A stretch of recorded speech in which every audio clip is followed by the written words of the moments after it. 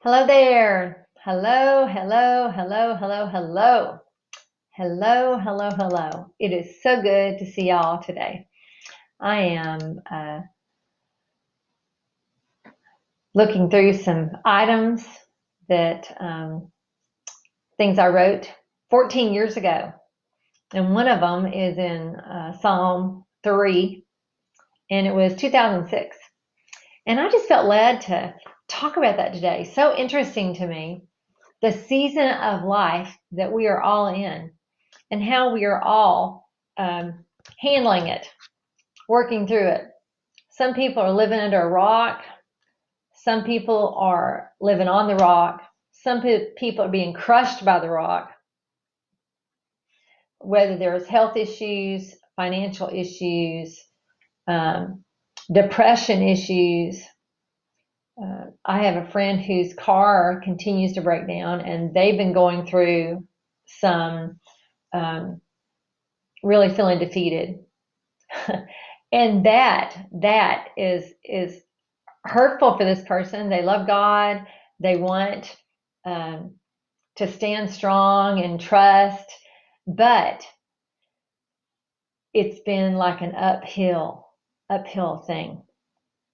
It's like uphill, and then another rock comes and hits them, and they either jump around it or they get rolled over, and then eventually they stand up, and then they keep on walking because they're determined not to give up, and they're determined not to give in, and they are determined not to turn back. They are. They desire to move forward. They desire to be brave. They desire to trust. They don't want to feel defeated all the time.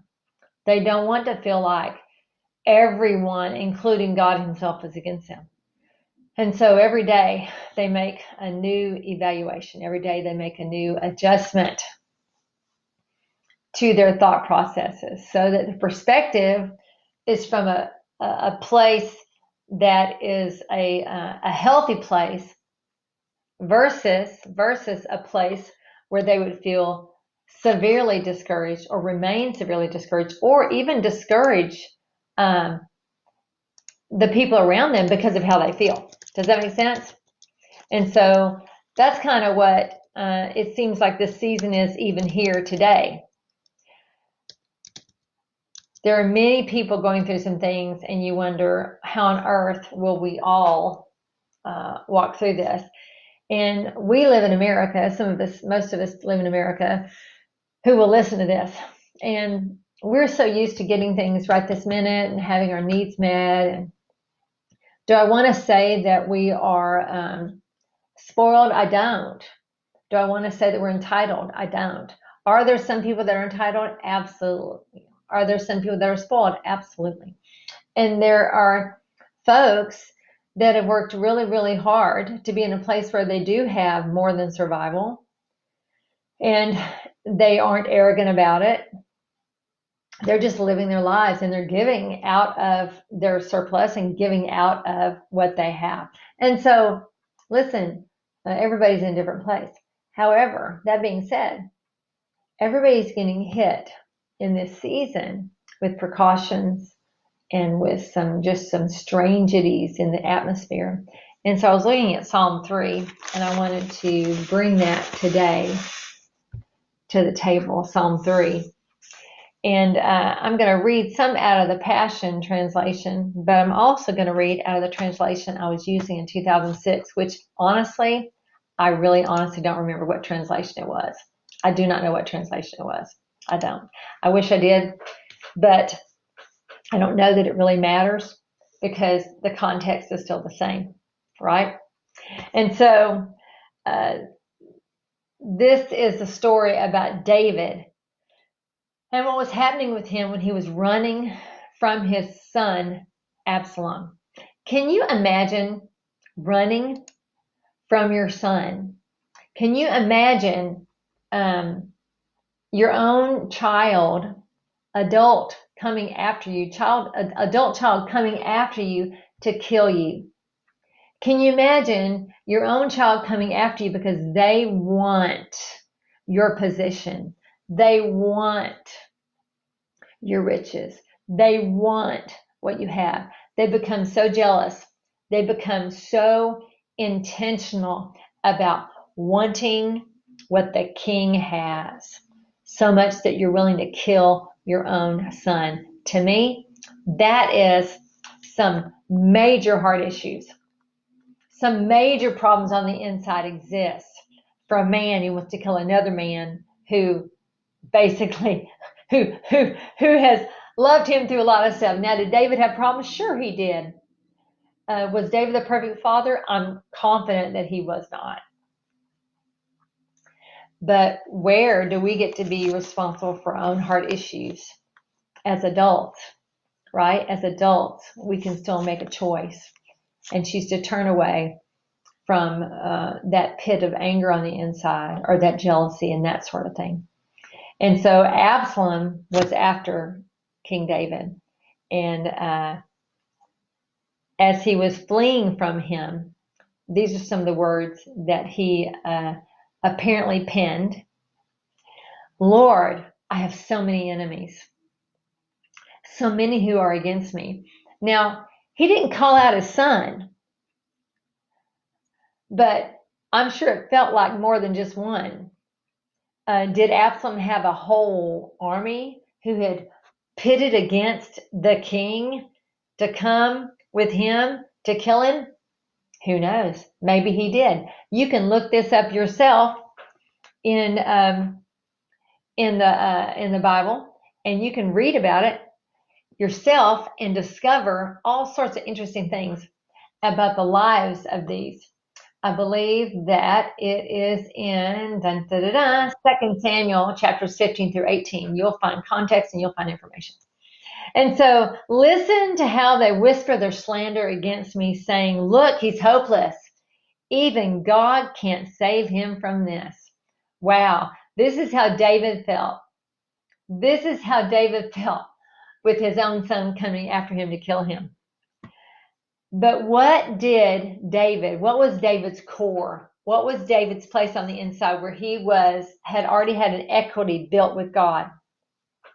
In the depths of my heart, I truly know that you, Yahweh, have become my shield.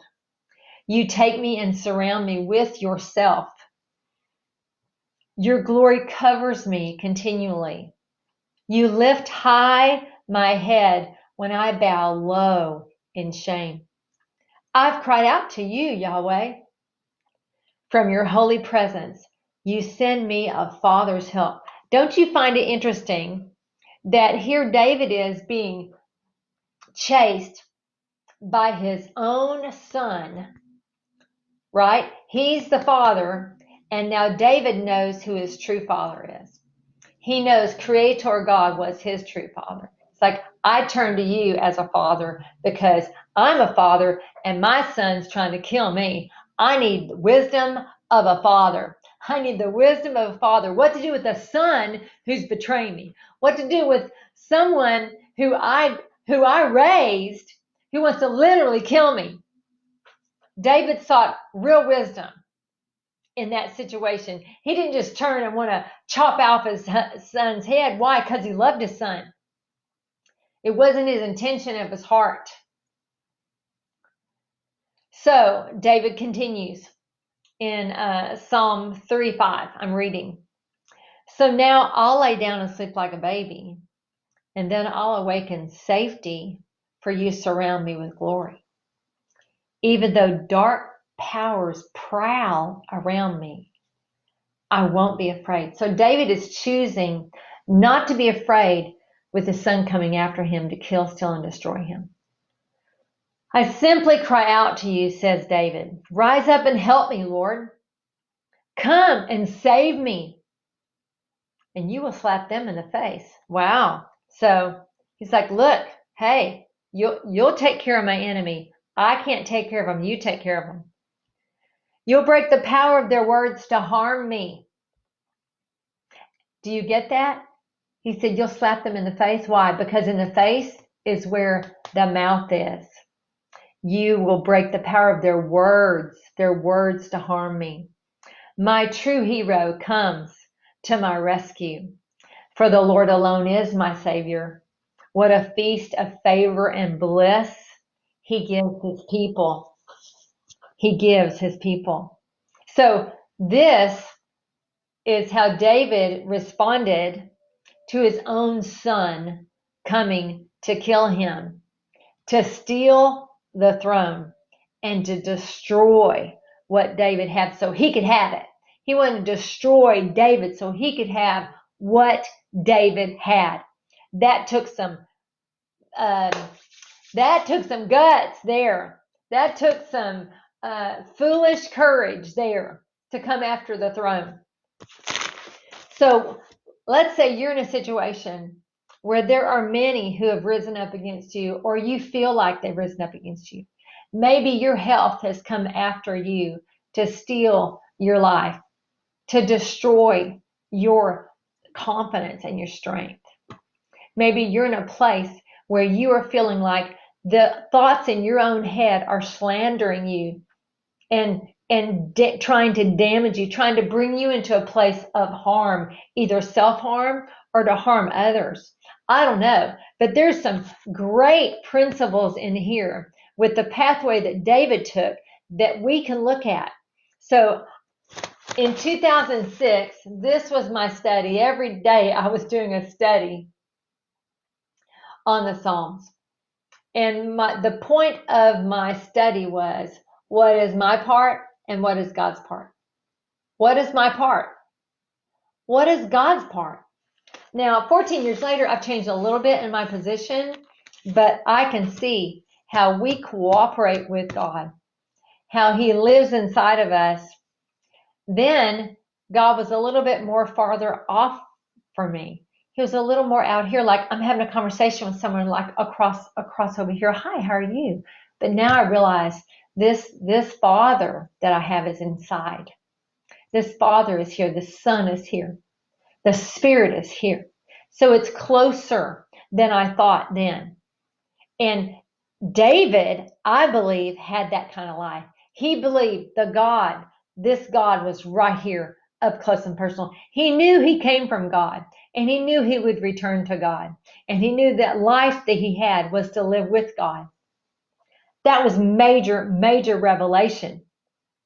King David, he had an intimate relationship, such a foreshadowing into what the Christ would offer us, such a foreshadowing into the equity that God would give us later through his Son.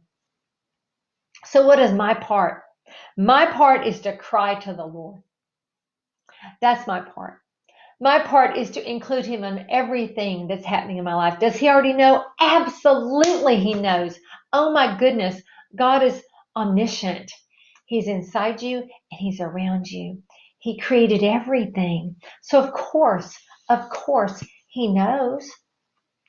So talking about those things, sharing those things with this person that you want to be your best friend, this person that you want to be your closest confidant, this person that you're wondering, hey, I want us to be closer than we are now. Or maybe you already feel super, super close.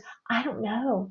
Wherever you are, the Father, Son, and Spirit want to even be closer than you are today. That's how close. He wants you to feel his presence.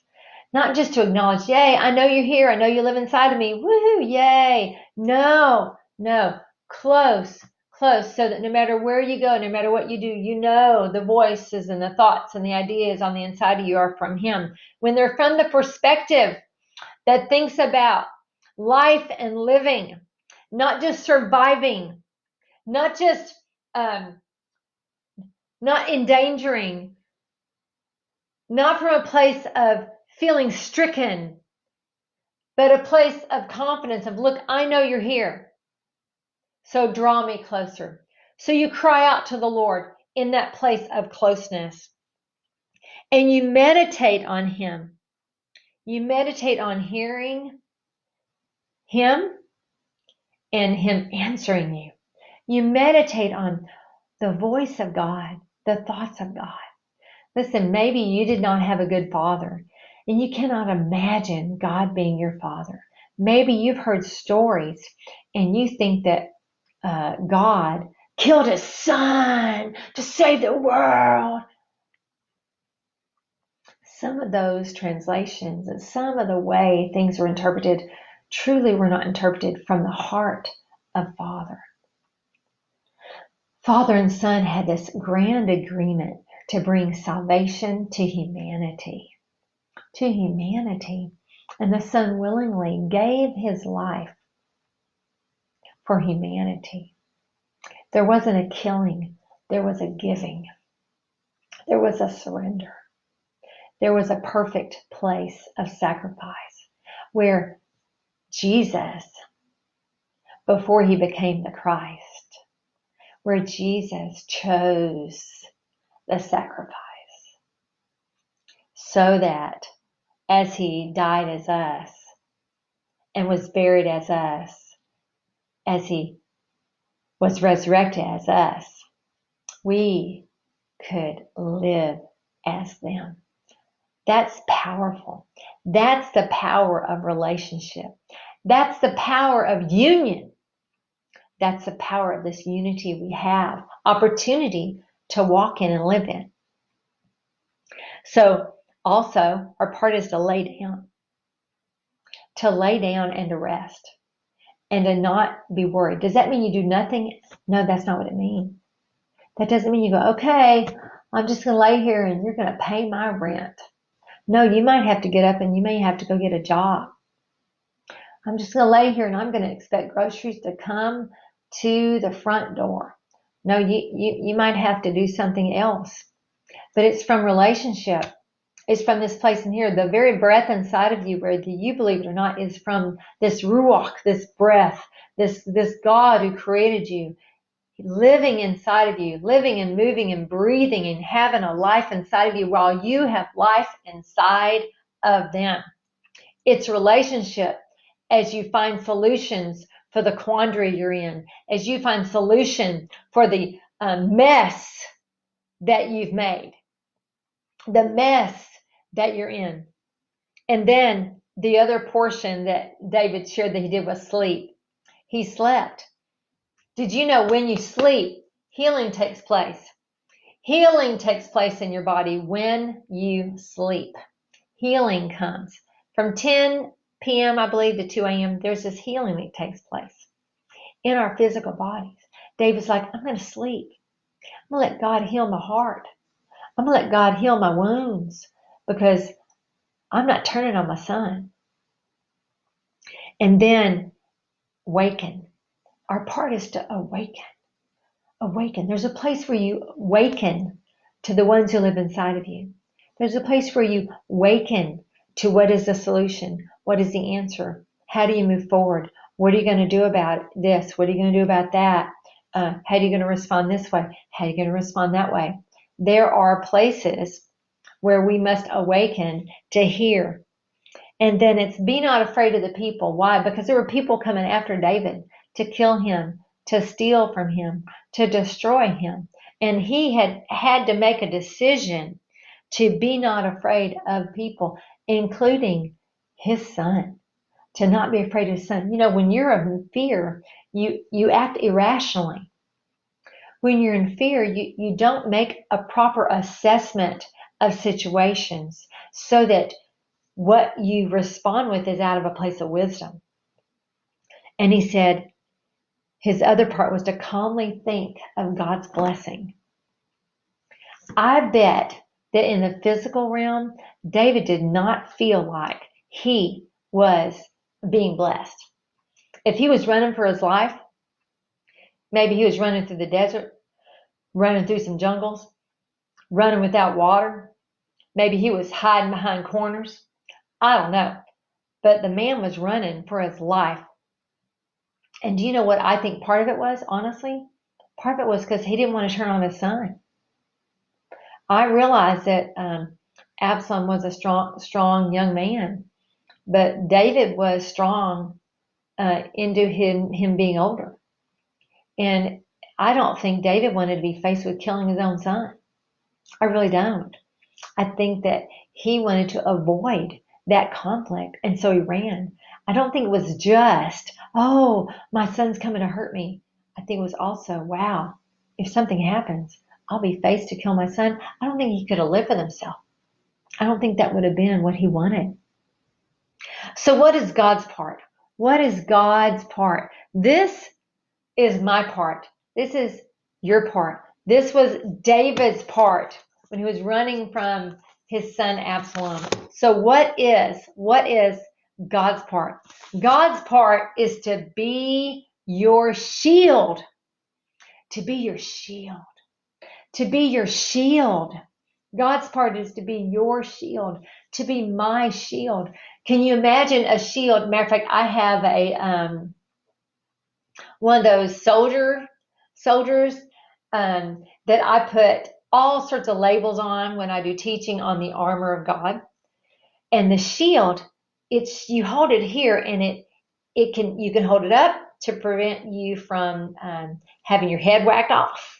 You can hold it here, hold it down. The shield, you move, you hold with your hand, and you move around because you're in this relationship. He's your shield, but you're in partnership. He's your shield. So if you are running, you're running in cooperation with the one who's with you. Or if you're sleeping, you're in cooperation with the one who's inside you while you're resting and sleeping. However, you're working out your life at this given moment, it's in this cooperation. It's in this place of relationship because he's your shield and he's your glory. God is your glory. He lives inside of you. We call him our glorious one. I believe he calls us his glorious ones. We are his. He is ours. It's relationship. So lift up. We get to lift up our head. Lift my head. Lift my head. Guess what? It says that God lifts our head. So if you can just imagine God coming and going, okay, here, I'm lifting up your head. Look up. Come on, look up. Look at me. I'm right here. I'm for you. I'm not against you. I'm right here. You can make it. You're going to make it. I never fail. I'm for you. I'm not against you. Come on, baby. Come with me. Come on, baby. Don't give up. Come on. Come on. Come on, baby. Come on, baby. Here I am. Like that's the heart of our Father, the heart of our God who hears you, who hears me,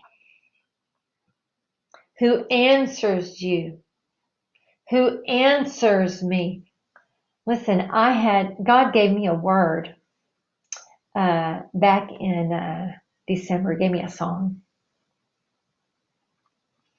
And I misinterpreted what he meant by the song. I made an assumption about what he told me. And I jumped quickly. And when I jumped, I literally jumped into something that was not his will or not his time.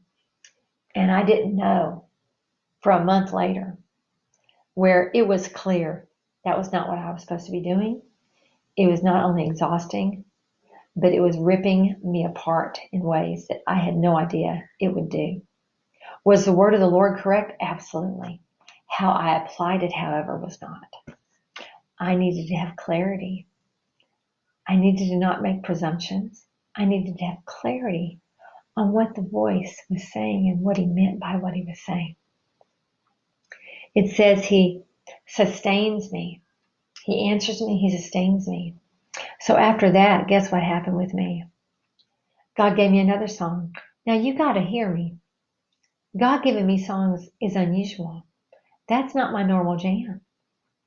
He gave me the song from the 80s, Jump, with David Lee Roth back in December.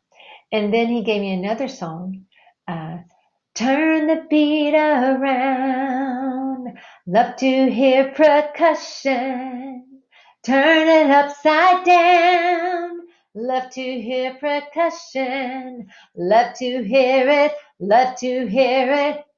And that whole song.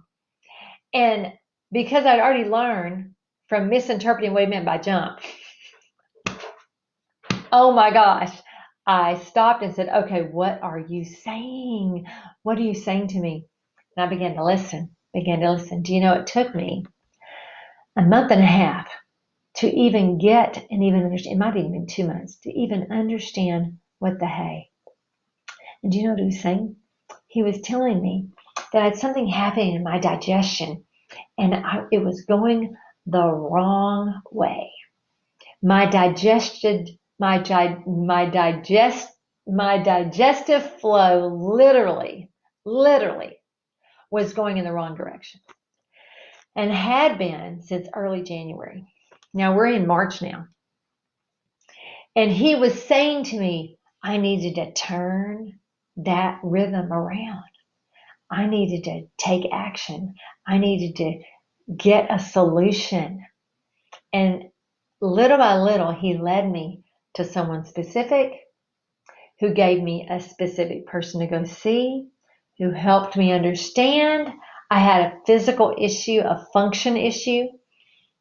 I did go to see a medical doctor as well, just out of what have you, but they could do nothing.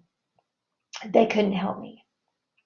And so this other holistic doctor was able to give me guidance. Guess what that person did? She turned my rhythm around so that it was flowing in the right direction. I had been upset. I had upset stomach for so long. I was dropping weight like nobody's business. There were things happening in my physical body. I had also had teeth surgery, and those things from the teeth surgery, the infection was flowing in my body because I couldn't get it out of my body. And God was right there with me saying, turn the beat around. Did he just supernaturally turn the beat around? He didn't. He didn't. He sent me someplace. He sent me to someone who could help me turn that beat around so that my body was flowing correctly, so that my energy was flowing correctly, so that I would not die of malnutrition. I still have physical issue that I am sorting out, but I know God is in the midst of this. He's including me in the process. I'm including him in my process. And what is happening? He's sustaining me. He is sustaining me. It has been quite something. I wake up some days and just weep all day long. And some days I'm like, oh my goodness, I don't even know what to eat, if anything. However, that being said, he sustains us. How does he sustain us? By turning to him, by including him. What's our part? I said earlier, cry to the Lord. Meditate on hearing his voice. Meditate on him answering me. You know, we can make up answers all we want, but when his voice, when we cultivate that relationship, when we cultivate that time with the one who lives inside of us, he speaks out of peace, not pieces. He speaks out of a place of intention, not irrationality. He speaks from a place of love, not a place of fear. He speaks out of a place of our trusting and our seeking, not a place of our avoiding and our wanting our way. He does speak. He does sustain. And guess what he does? He arises on our behalf. And it took a while for me to understand what he was saying in this relationship, in this dance that we were doing, in this walk that we had. So I understood, and then he responded. Then I responded, and then he responded. Then I responded, and then he responded. Listen, I know I have some friends that have walked out 20, 30 years with issues. And there were times when they felt completely helpless. But in that time, they gained this equity with God. They gained this equity with the voice that lived inside of them for them to learn how to walk out this life, listening to the solutions, responding, and then living out a relationship and not out of religion. What else did God do? He saves us. Sozo. Spirit, soul, body. Sozo. Mentally, emotionally, physically, financially, educationally, intellectually, every way there is. He sozos us. He saves us on the way in our journey to where we're headed. It says also God's part in Psalm 3 with David was to strike David's enemies. Whoa. So now listen, earlier, remember I said, be not afraid of people. Calmly think of his blessings. Why? Because David was in this dance with God. David didn't want to kill his son. David was being chased by his son. He didn't want to be killed by his son, and he didn't want to kill his son. Listen, David could have killed his son. You know, David wasn't a weakling. David wasn't a weenie king. If David had attitude, he'd have gone after him and he could have killed him. He could have gotten all the armies together and bam, he'd have been out. But he ran. He ran from his son. Because I believe, my personal revelation is, he did not want to engage in killing or being killed. And so when he says, strike my enemies, when David says, strike my enemies, he's like saying, God, you take care of this situation because I'm not going to. Do you remember what David's response was when Saul was coming after him for so many years? He said, I will not touch God's anointed. I will not touch the king. And David had been privately anointed as king. David was already king.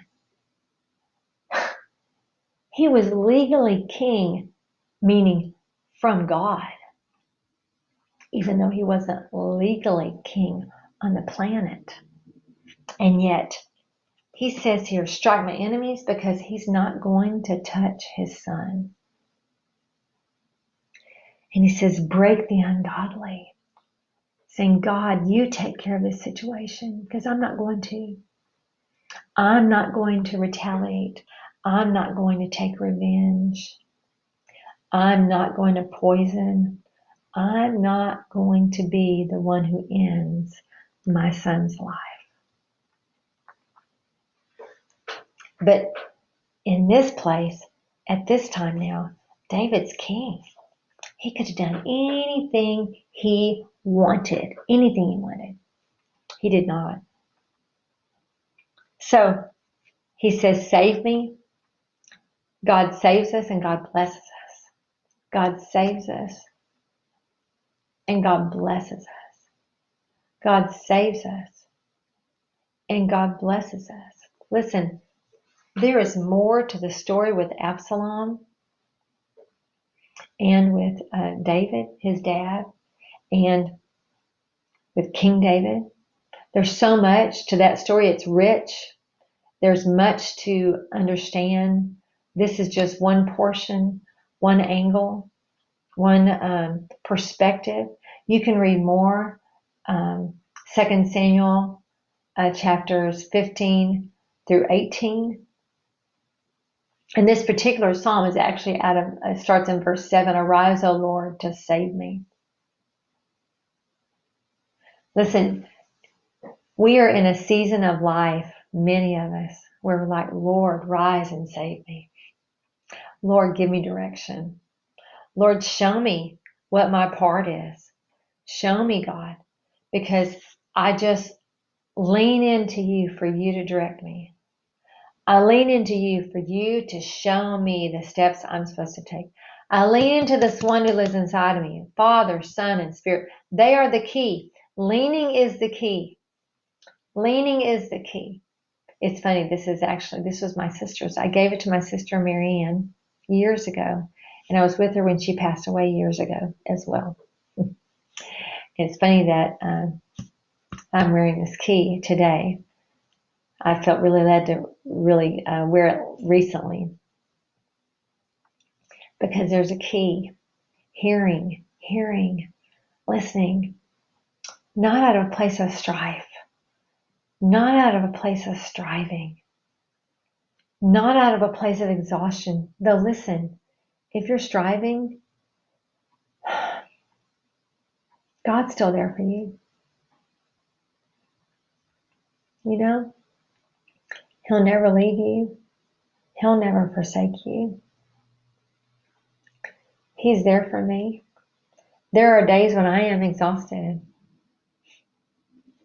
We have things happening in our family right now. They're disturbing. It's like, oh my, oh my, oh my. What do we do? How do we respond? So what we're doing is what this says in Psalm 3, David's part. Our part is to cry to the Lord, is to meditate on hearing and listening. It's to lay down and sleep. And it's to awaken and be not afraid. And it's to calmly think of God's blessings. He's for you. He's not against you. Listen, He is for you. He's not against you. If you have a situation you're trying to work out, He's for you. Wait to listen. Wait to listen. Remember when Jesus was in the garden and He took His friends with Him and He said, can't you just watch and pray? Can't you just watch for just an hour, just a little while with me? Listen, the one who lives inside you, Father, Son, and Spirit, they're awake. They're never sleeping. They're always resting, but they're always hearing. They're also rising, answering, sustaining, saving, lifting up your head, being your glory, being your shield. So you and I do this together with them. We do it together with them in partnership, in relationship, and they help us walk out this life until it's time for us to move into the heavenly realms. But in the meantime, we get to live from that heavenly realm where they live now. This is being seated in Christ Jesus. And along the way, we get to be rooted and grounded in the love of God. No matter where you are in life, no matter how difficult, no matter how easy, no matter where you are, there is one who loves you, knows you, and thinks nothing negative about you and wants to be there for you. Will man disappoint you? Absolutely. Will people fail you? Absolutely. Will you feel sometimes that God has failed you? Yes, you will. You will. However, He's not failed you because He's never left you. He's never deserted you. And He's there for you along the way to where you're going. I bless you today. If this blessed you, feel free to share with a friend. This is Psalm 3, Donna Reiners. Until soon. Bye-bye.